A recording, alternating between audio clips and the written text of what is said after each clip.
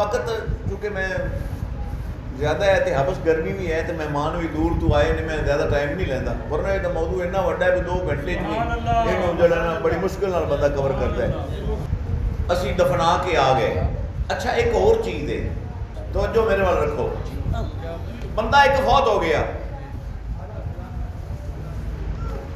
اینا کپڑے چیزیں پائے ہوئے نے فوت ہو گیا تو انہوں اومیں جا کے دفنا دو مٹی چ نپنے نا.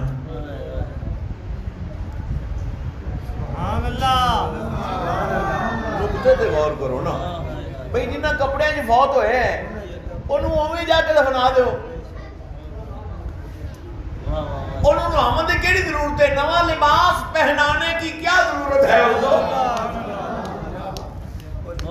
کفن نواں لباس ہے نا ایویں جو 5000 روپیہ خرچہ کرن دی کیڑی لوڑ ہے؟ بس وہ نپنا تو مٹی ہے اوویں نپ کے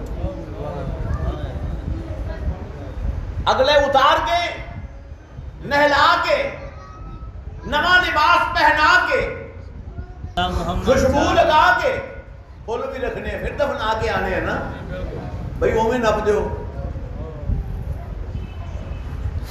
انہوں نواں لباس پہنان دی کی ضرورت ہے؟ نہ کہ اس واسطے کہ نماز جدو پڑھی دی ان دے واسطے جسم دا پاک ہونا لباس دا پاک ہونا جگہ دا پاک ہونا ضروری ہے.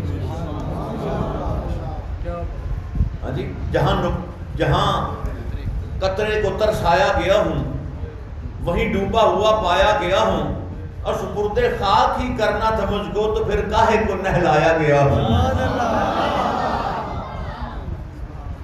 اور نگا سن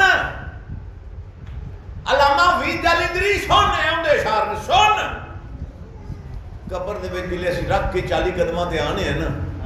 حدیث پاک نال ثابت ہے کسی کمپنی دا مولوی میں کدے جھگڑیاں چ کدے نہیں پیا اس واسطے کہ مذاہب دے جھگڑے اساں چھوڑ بیٹھے محبت دا جھگڑا چھڑا کوئی نہیں سکدا. محبت دا جھگڑا چھڑا کوئی نہیں سکدا. اسی کسے نو چھیڑ دے نہیں ہیں تے آدھا چھڑ دے نہیں ہیں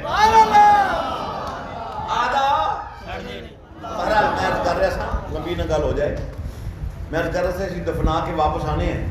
ہاں تو انہاں کہا جی یہ پھر کپڑے نواں لباس پہنان دا تے نواون دا تے کرن دی کیڑی لوڑ سی بس جنہاں کپڑے چ فوت ہے انہاں نپ دیو. انہاں کہا جلندری صاحب قبر دیدار مصطفیٰ